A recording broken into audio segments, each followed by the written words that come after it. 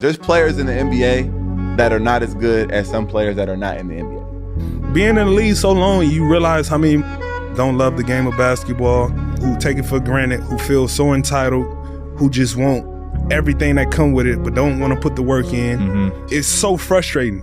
I don't know, JJ, but I personally think 85% of the guys in the NBA don't truly love the game of basketball. I'm not going to disagree with that. I mean, I don't know what the number is, but it's high. I don't necessarily think that the 450 people or however many there is in the league are the very best people in the world. I don't believe that. Like, we played in an era where you had to earn everything. You know what I mean? So you got so many guys coming in thinking like they just should be playing because they homeboy told them they nice. You know, guys don't even shoot half-court shots. They want to fuck up their numbers. Like, bro, you're not good. Preparation. I prepared argue.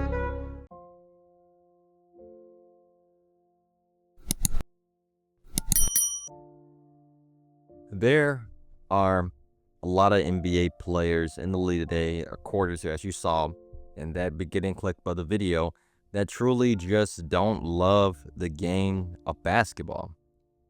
I mean, when you look at now in the NBA today, the contracts that players have, the money, the guaranteed money specifically that guys are making, and on top of that, just the lifestyle that comes with it, you know, because when you think about the past and the predecessors who came into the game before, what players are doing now, you know, they were not nearly getting the money that players get now. Like, players now are getting money that is just going to create generational wealth off of just that one contract they get. If you are a very productive NBA player, the money you make as far as getting a max contract potentially, it doesn't matter if it's 100 million, 200 million, you're still in a position that where you are set up for life.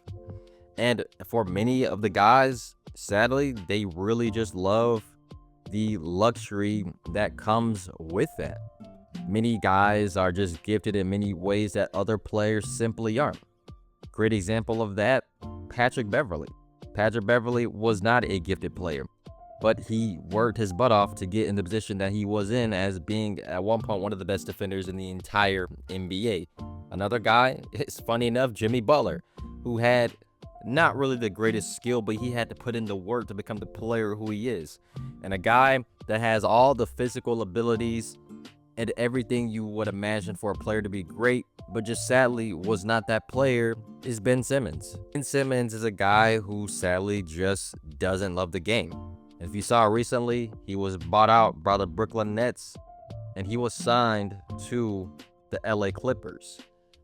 And for Ben Simmons, really now, this is like the final chapter for it, because his decline, like going on a roller coaster at the highest point and just crashing all the way down in that drop. Ben Simmons was supposed to be a guy who was like the next up-and-coming LeBron James. He had all the physical abilities. He had the athleticism. He had the playmaking ability. He had the defensive ability. He had many things that could help contribute to possibly helping a team win. And his first 3 seasons in the NBA were simply amazing. You know, he was an all-star. He's made it to the all-star team 3 times. All NBA defensive team. You name it, he got it. Rookie of the year. Ben Simmons played really well, and the future for Philadelphia with him was bright. But of course, we all know that one aspect of his game that he simply never took the time to develop was that three-point shot. Especially playing for a team like Philly, who, you know, are very passionate fans. You know, they were growing impatient with Ben Simmons and his lack of ability to shoot. And the reality is, it never changed. And the moment that we all know that changed his career forever was in that series against the Atlanta Hawks, where he passed up a wide open shot.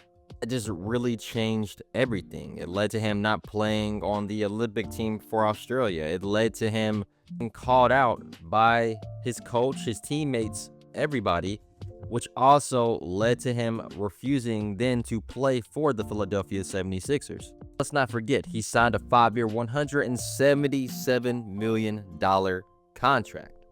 And from what I've heard, you know, he really loves being in Hollywood. He loved just that lifestyle. He really wasn't truly passionate about the game. He cared about, you know, off-brand deals, styling, this and that. He didn't care. He cared about the luxuries that came with playing basketball, because when you look at players who truly love the game, they would have still developed in some type of way, shape, or form of their game, even as far as his shooting goes. Yeah, I feel like for Ben Simmons, it was a confidence issue. And then, yeah, injuries definitely have played a role in Ben Simmons' downfall. You know, he had knee issues, then he had back issues, and of course, he had that claim of mental health issues, simply not to play for the 76ers. You know, when he was traded to the Brooklyn Nets, this for him was like, could be a redemption for him, you know, because he was getting traded into a situation with Kevin Durant and Kyrie Irving still on the team. And he was seen as a guy that can really come in and just provide playmaking, defense, transition points, things like that. You know, nothing crazy, because we all know that he wasn't really the biggest asset as far as shooting, so he could do many other things on the court. Even then, when he was on the Brooklyn Nets, players questioned his work ethic. They really needed him in key moments, but injuries simply ruined that for Ben Simmons, and it led to him not really playing much at all for the Brooklyn Nets, and his numbers were just not really good across the charts at all, averaging just 6 points, I believe, you know, like 6 rebounds, 7 assists, something like that. Nothing insane. There was really big optimism for Ben Simmons when he was on the Brooklyn Nets of him possibly coming back to his old form and being that great player that he was, especially after KD and Kyrie were gone from the team. But none of that really came to fruition. You can just tell, you know, that he just lost really all of his confidence. Like now, he's just been a huge liability. He refuses to shoot shots inside the paint really like that. He refuses to even shoot free throws, for crying out loud. In many ways, it's almost as if he just lost all that confidence he once had overnight. And don't get me wrong, he's had moments and flashes of showing that he can be great, and when he puts his mind to being a great player, he's shown those abilities to be great. But for the most part, he has been nothing but mediocrity ever since being traded to the Brooklyn Nets, from being at one point a guy who was on that Philly team seen as a long-term asset, but he never developed his game. And look, we can all point back to saying his jump shot, but the reality is, even with that, it's not like he had to become like Steph Curry type of a shooter. You know what I'm saying? If he could have been like a Draymond Green or even a Giannis in that realm of just being able to at least have the ability to make the shot. You don't have to necessarily be the most efficient at it, but it's just him even attempting to try to shoot threes. That would have even been better for his career. Sadly, hasn't happened. And now, you know, with him getting bought out and signed to the LA Clippers, really for Ben Simmons now, this could be a chapter of his career where he is a possible journeyman, or he may not really get signed really by many NBA teams. You know, he wanted to sign to a contender, and that's exactly what he's trying to do with signing with the Clippers to really help them get over the hump. And I feel like for the Clippers, you know, this could be a good addition with him because he can add more defensive versatility to your team. He can add playmaking.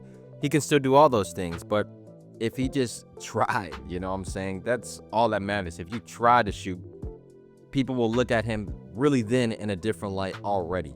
You know, but despite all of the drama and the issues that we all know that has came throughout these years with Ben Simmons and that whole fiasco with the Philadelphia 76ers, and sadly his mediocre time with the Brooklyn Nets, and, you know, with him stealing money, essentially not being a valuable asset to his team, not playing games. I mean, there is a lot to say in this way about Ben Simmons. And now with him going on this Clippers team, you know, there wasn't really many teams that really wanted to acquire Ben Simmons simply due to the reputation now that he has across the NBA with the whole fiascos that went on. But for him, you know, this is his last chance and the way to really prove that he can still be a productive player. But we can't look at him anymore in the way of a star player. He's simply a role player now in the NBA. He's not a guy that is going to be that main piece to your team. He's just a really productive possible role player. He can go out and get you 6 assists a game. He can get 6-7 rebounds, get you a block a game as well too. He provides playmaking, defensive versatility. He provides all those things at a pretty high level, and, you know, at times being a really productive transition player. He can hopefully help the Clippers in that way. But my concern is as well with him going to the Clippers is now that they have two pretty much low management players with him and Kawhi Leonard on the team. You know, they barely play games as if already. And him joining this team in this situation, you know, it could be kind of shaky. But we shall see how it really goes. But for Ben Simmons, really, this is it. You know, it's either now or never, and we shall see how it goes. But I hope you guys enjoyed this video. Don't forget to leave a like and subscribe to the channel for more basketball content each and every single week. Have a great day. Peace.